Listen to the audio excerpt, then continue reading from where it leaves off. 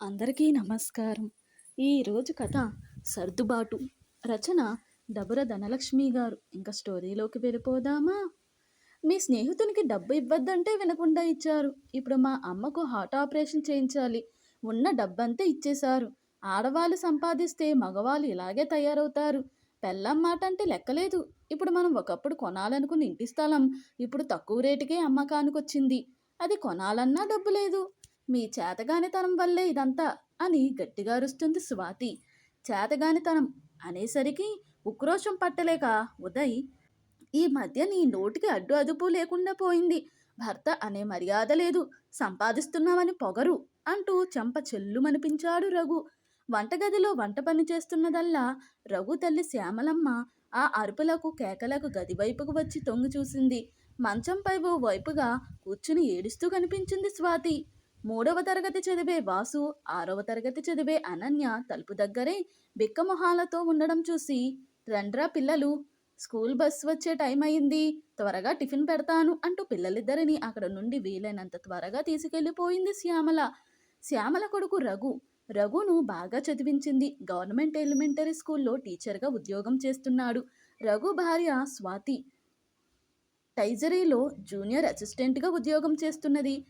శ్యామలకు భర్త పోయాక కొడుకు కోడలు అండగా నిలబడ్డారు.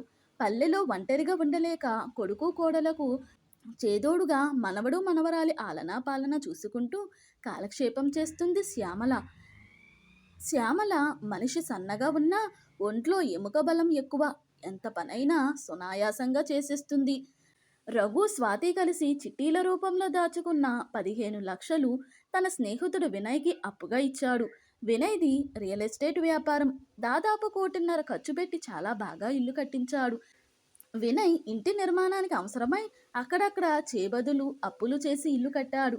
అలాగే రఘుతో కూడా అవసరమై సంవత్సరం క్రితం 15 లక్షలు తీసుకున్నాడు. ఇప్పుడు రఘు తను ఇచ్చిన డబ్బును అడుగుతున్నా వినయ్ తన దగ్గర ప్రస్తుతం డబ్బు లేదంటూ తప్పించుకుంటున్నాడు. నిజానికి వినయ్ కూడా సమస్యలు ఎక్కువై ఊపిరాడక ఉక్కిరిబిక్కిరై ఉన్నాడు. సరిగ్గా ఇదే సమయంలో స్వాతి తల్లికి హార్ట్ సర్జరీ అవసరమైంది. స్వాతికి తండ్రి లేడు. అన్న ప్రైవేట్ కంపెనీలో పనిచేస్తాడు. వదిన గృహిణి. అన్న వదినలకి 2 పిల్లలు. వాళ్ళ జీవనమే అంతంత మాత్రం. ఇక సర్జరీకి అయ్యే ఖర్చును భరించే స్తోమత స్వాతి అన్నా వదినలకు లేదు. స్వాతికి డబ్బు కష్టమైంది. అందుకే వారం రోజుల నుండి రఘు స్వాతిల మధ్య మాటల యుద్ధం పూర్తయి ఇప్పుడు రఘు స్వాతిపై చేయి చేసుకునే వరకు వచ్చింది. రఘు స్వాతిని కొట్టడం అత్త శ్యామల మనసుకు ఎంతో బాధగా ఉంది.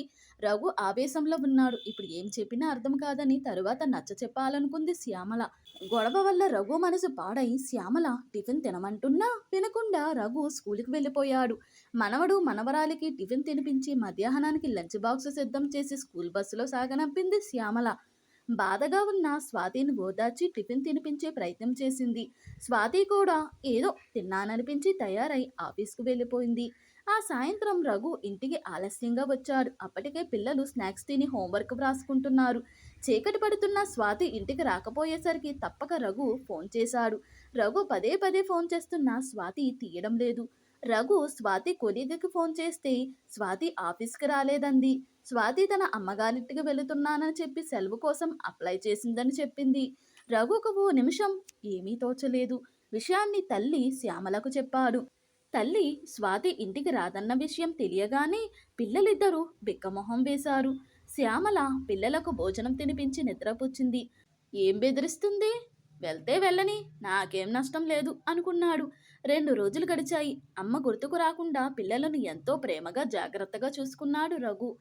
3 రోజుల తరువాత శ్యామల తమ్ముడు వచ్చి తన కూతురు కానుపయిందని, బాలింత ఇంకా చిన్న బిడ్డతో కష్టంగా ఉందని సాయంగా రమ్మంటూ శ్యామలను ఒప్పించి తీసుకెళ్లాడు.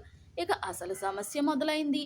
శ్యామల లేకపోవడంతో రఘు ఓ పక్క తన ఉద్యోగం చేసుకుంటూ మరో పక్క వంట చేయడం, పిల్లలను రెడీ చేసి స్కూలుకు పంపడం, హోంవర్కులు చేయించడం, నిద్రపుచ్చడం రఘువంతయింది. స్వాతి తన పుట్టింటి నుండి ఆఫీస్కి వెళ్ళి వస్తుందని తెలుసుకున్నాడు. స్వాతి కోపంతో వెళ్ళింది కాబట్టి కోపం తగ్గాక తనే వస్తుంది అనుకున్నాడు రఘు. 10 రోజులు గడిచిపోయాయి. ఇక స్వాతి రాకపోయేసరికి పిల్లలు దిగాలు పడ్డారు. అమ్మ కావాలంటూ, ఇంకా అమ్మ ఎప్పుడు వస్తుంది అంటూ ఒకటే ప్రశ్నలు. బాబుకు జ్వరం రావడంతో సమయానికి రఘుని హాస్పిటల్కు తీసుకెళ్లి టాబ్లెట్లు సిరప్లు వేశాడు. ఈ సమయంలో ఇంట్లో వంట చేయలేక 3 రోజులు హోటల్ భోజనం చేయవలసి వచ్చింది. రఘు కూతురు అనన్యకు హోటల్ భోజనం ఎక్కువగా తినడంతో, ముఖ్యంగా ఆయిల్ ఫుడ్స్, ఫ్రైడ్స్ ఐటమ్స్ ఎక్కువగా తినడంతో పొట్టనొప్పి అంటూ మరలా హాస్పిటల్కు పరిగెత్తించింది. రఘు ఫోన్ చేసి శ్యామలను రమ్మన్నాడు.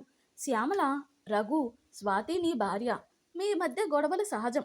అంత మాత్రాన అవే శాశ్వతమైపోతాయా చెప్పు? ఇప్పుడు స్వాతి పుట్టింట్లో ఉంటున్నా అది తన ఇల్లు కాదు. ఇప్పుడు ఇదే తన ఇల్లు. స్వాతిని కొట్టడం తప్పు. నీ తప్పు నువ్వే సరిదిద్దుకోవాలి. స్వాతి బాధతో ఈ ఇంటి నుండి వెళితే ఆ బాధకు బాధ్యుడివి నువ్వే. స్వాతిని ఓదార్చి ఇంటికి తీసుకురావడం కూడా నీదే బాధ్యత. భార్యాభర్తలు పిల్లలు పుట్టాక కోపతాపాలు తగ్గించుకోవాలి. సర్దుబాటు లేకపోతే కుటుంబ గొడవలు వీధిన పడి మీ గౌరవం పోతుంది. ఎన్ని గొడవలు ఉన్నా గదిలోనే పరిష్కరించుకోవాలి. ముఖ్యంగా ఆర్థిక విషయాల్లో కుటుంబం కోసం సంపాదించే భార్యకు కూడా సమాన బాధ్యత ఉంటుంది. ఆ బాధ్యతను భర్త గౌరవించాలి. తనేమైనా నువ్వొక్కడే సంపాదిస్తుంటే వృధా ఖర్చులు చేసి నిన్ను బాధ పెడుతుందా? లేదుగా. కష్టపడి సంపాదించే ఈ కాలం అమ్మాయి. ప్రతి రూపాయి విలువ తనకు తెలుసు. స్వాతి అంటే నాకు కూడా చాలా ఇష్టంరా. అంత చదువు చదివిన అమ్మాయి నాతో ఎంత ప్రేమగా ఉంటుందో తెలుసుగా. నేనేం చెప్పినా చాదస్తమని కానీ, నా మాటలను చులకన చేసే గుణం గాని స్వాతిలో లేవు. తన తల్లికి ఆరోగ్యం బాగోలేదు కాబట్టి ఆ డబ్బు అవసరమయ్యాయి. లేకపోతే డబ్బు విషయంలో ఏనాడు నిన్ను స్వాతి నిలదీయడం నేను చూడలేదు.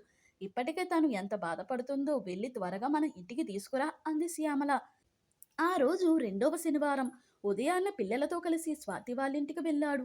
పిల్లలు సంతోషంగా స్వాతిని చుట్టేశారు. స్వాతి కూడా ముద్దులతో ఇద్దరు పిల్లలను హత్తుకుంది. మాట వరుసకు మాత్రమే ఇద్దరు పలకరించుకున్నారు. రఘును బతిమాలించుకోవడం ఇష్టం లేక స్వాతి రఘుతో బయలుదేరింది. ఇంటికి రాగానే రఘు, స్వాతి, అత్తగారి ట్రీట్మెంట్కి డబ్బు నేను చదువుతాను, బాధపడకు. నేను కూడా తప్పని స్థితిలో ఇచ్చాను. డబ్బు వేరే చోట సర్దుతాను. నువ్వు లేకుండా ఉండడం చాలా కష్టమైంది. ముఖ్యంగా పిల్లలు. ఏదేమైనా నువ్వు ఇంకా అమ్మ ఉంటేనే ఈ ఇంట్లో ఆనందం అంటూ దగ్గరకు తీసుకున్నాడు. స్వాతి, నేను కూడా చాలా తప్పు చేశా అనిపించిందండి. ఇక నేను కూడా అనవసరంగా కోపాలు తెచ్చుకోను అంది. స్వాతి పిల్లలు కోరింది వండి పెట్టింది. ఆ రాత్రి అందరూ ప్రశాంతంగా ఉండిపోయారు. ఓ వారం పాటు సంతోషంగా గడిచింది. శ్యామల ఊరి నుండి ఆ సాయంత్రం ఇంటికి తిరిగి వచ్చింది.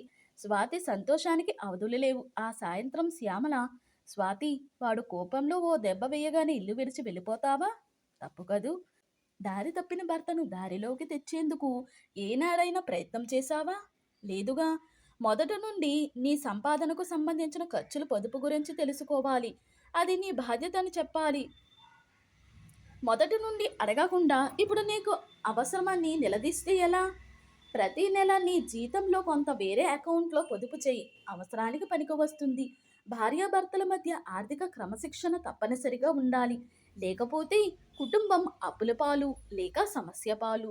మగవాళ్ళు స్వేచ్ఛాజీవులు. భార్య దగ్గర లేని భర్త చెడు అలవాట్లకు త్వరగా బానిసైపోతాడు. మనకు భర్తపై కోపం వచ్చినా బాధ వచ్చినా ఎంతసేపు ఇంట్లోనే ఉండి సర్దుకోవాలి, సాధించుకోవాలి. కానీ ఇంటిని వదిలి వెళ్ళి కాదు. ఓ విషయం చెప్తున్నా, భర్తకు కసిరి కొట్టడమే కాదు, కోగిలితో లాలించడం తెలియాలి. ఎన్ని గొడవలు జరిగినా రాత్రికి ఒకటైపోవాలి. భార్య భర్త మనసు గెలవడమే కాదు, పడక గదిలో కూడా ఒంటరిగా వదిలేసి ఉండకూడదు. మీ ఇద్దరి వల్ల పిల్లలు ఎంత బాధపడతారు చెప్పు అంటూ మంచి మాటలు చెప్పింది. రఘువుల మార్పుకు కూడా అత్త శ్యామల కారణమని స్వాతికి తెలుసు. కుటుంబాన్ని చక్కగా కాపాడుకుని శ్యామల లాంటి అత్తగారు ఉన్నంతకాలం సమస్యలు సద్దుమణుగుతాయి. రఘు డబ్బు సర్దడంతో స్వాతి తల్లి సర్జరీ పూర్తయి ఆరోగ్యంగా కోలుకుంది. ఓ 3 సంవత్సరాలు గడిచేసరికి వినయ్ డబ్బును తిరిగి ఇచ్చేశాడు. రఘు ఆ డబ్బుకు మరికొంత డబ్బు జత చేసి మంచి వెంచర్లో సైటు తీసుకున్నాడు. పిల్లలు చదువులు పూర్తయ్యాక ఇల్లు కట్టుకునేలా రఘు, స్వాతి ప్లాన్ చేసుకున్నారు. ముచ్చటగా చిలకా గోరింకల్లా సంతోషంగా కాలం గడుపుతున్న కొడుకు కోడలను చూస్తూ, మరో పక్క మనవడు మనవరాలు చదువులో ముందు ఉంటుంటే చూసి మురిసిపోయింది శ్యామల. అందరూ సర్దుకుపోవడంతో సమస్యలు పూర్తిగా సద్దుమణిగాయి. ఇంతటితో ఈ కథ ముగిసింది. ఈ కథ కనుక మీకు నచ్చినట్లయితే మరియు నా ఎక్స్ప్లెనేషన్ కనుక మీకు నచ్చినట్లయితే ప్లీజ్ లైక్, షేర్, సబ్స్క్రైబ్.